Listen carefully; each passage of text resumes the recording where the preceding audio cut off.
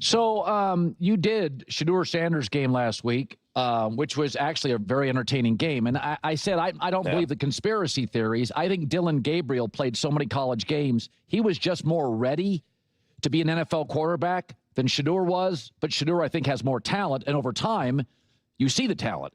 But I don't think there was a conspiracy theory. It's just Dylan had so many reps in college, like Bo Nix, he was kind of ready to play. What did you make of Shedeur? Soup to nuts, top to bottom. What did you make of him? Yeah, no, I agree with you on that. I mean, the conspiracy theorists are stupid. You've got one of 32 teams. There's one. He's been the two-time coach of the year, and you think he's bringing out the crappy plays for Shedeur to run to sabotage him? Like, what are we talking about? Any of you conspiracy theorists are dumb. You're just dumb. It's not how the NFL works. I mean, the odds are Stefanski's probably going to be let go. And, ultimately, you've got to have a guy in the meeting rooms. You've got to have a guy in the organization that can spit it out on a grease board. Well, listen, maybe that's not Shedeur's strong suit. He told me, man, I learned by playing. That's where I learned my best. Shedeur still has a ton of growth to go as far as becoming a complete NFL quarterback, anticipatory throws, reading a defense and doing all those things. But he's exceptionally gifted. I was shocked at how good he was in that game about avoiding the rush, avoiding contact, keeping the play alive, scrambling around. And then when he gets one-on-one opportunities versus man coverage, or when things break down, his ability to throw an absolute dime piece is exceptional. That's where he is great. But like all young quarterbacks, Cam Ward on the other side, they still are a work in progress when it comes to learning an offense and learning how to orchestrate through a progression. And, his strong suit isn't anticipatory throws. His strong suit is finding the one-on-one coverage and absolutely letting it eat. And he threw a couple of guys open with some throws that to me were just big-time throws. But that stuff is easy to see.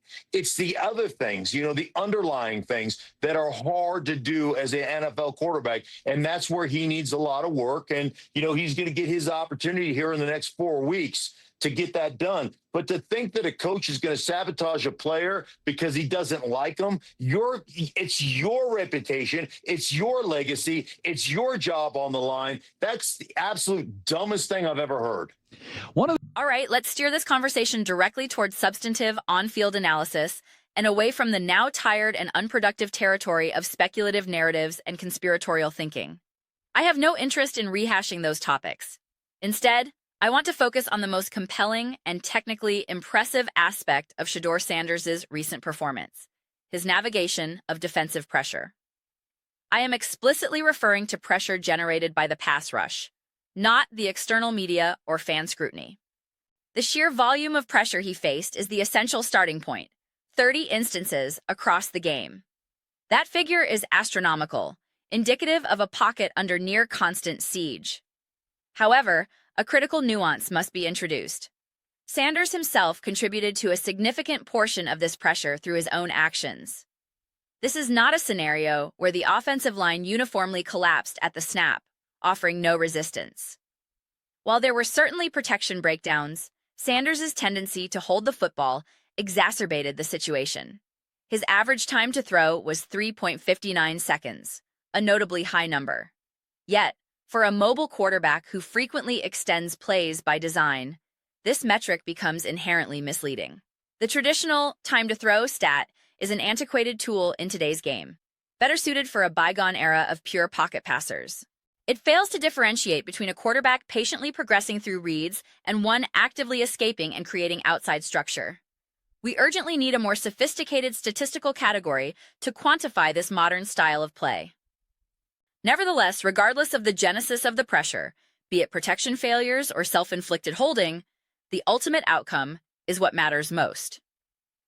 In the face of this relentless onslaught, Sanders demonstrated exceptional poise and decision-making. He absorbed only 2 sacks, resulting in a remarkably low pressure-to-sack percentage of 6.7%.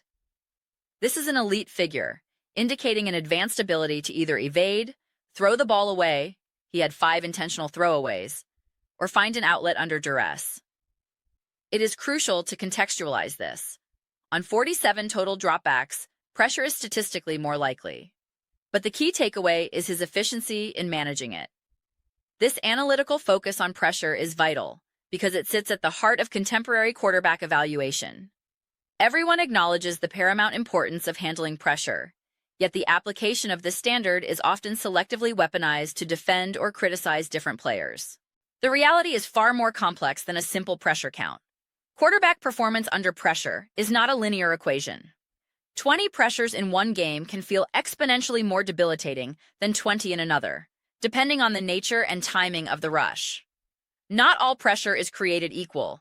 There is a vast difference between being flushed from the pocket with time to reset and being instantly engulfed by a free rusher in a schemed-up blitz.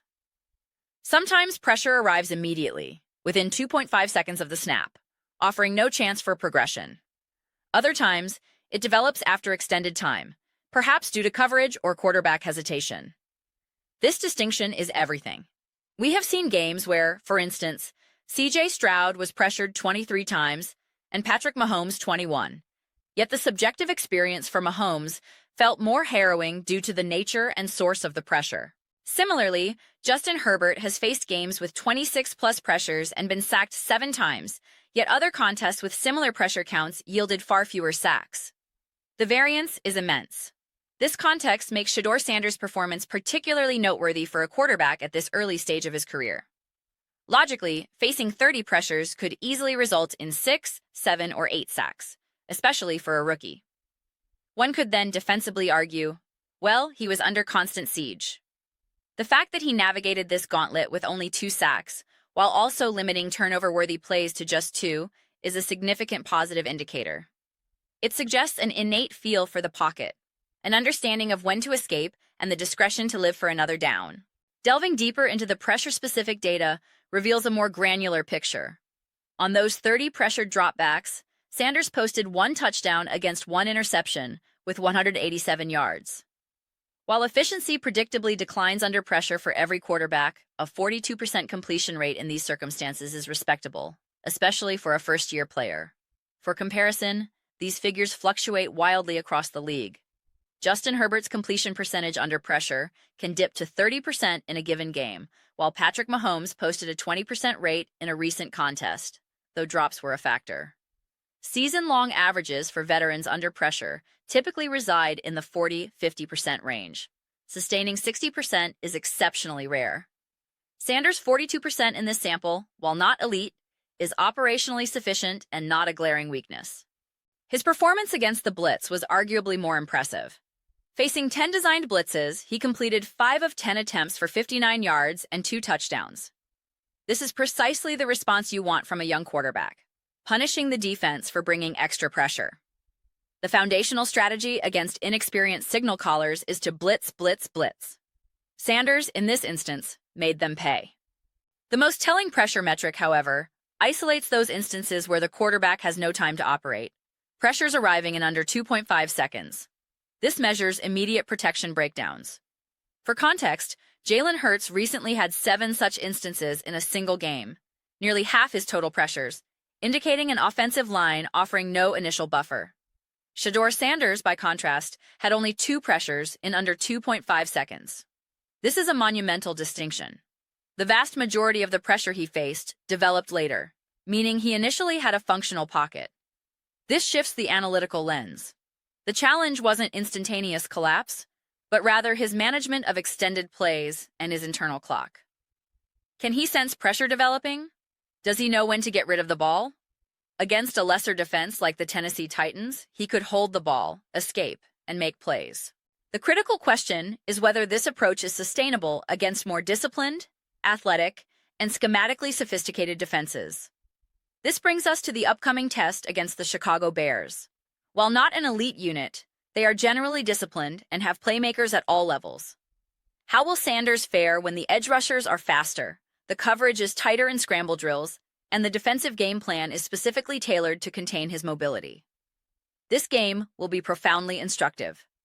In an effort to establish a cleaner statistical baseline, I isolated Sanders' 2 most recent full games, discarding his debut and a relief appearance, and compared his averages and key metrics to the season-long figures of other starting quarterbacks. This methodology has limitations. It's a tiny sample for Sanders versus a full season for others, but it provides a snapshot. In this window, his 58.2% completion percentage ranks near the bottom, 30th among qualifiers, which is expected and an area for growth. However, his passer rating of 96.2 would place him around 17th, indicating that when he does complete passes, they are efficient and productive. Most notably, his pressure to sack percentage of 12.5%, derived from this two-game sample, would rank among the top 10 in the league, underscoring his standout trait. The time to throw data further illuminates his style. At 3:56 seconds, he holds the ball significantly longer than peers like Jordan Love, 280, Bo Nix, 275, or Matthew Stafford, 260.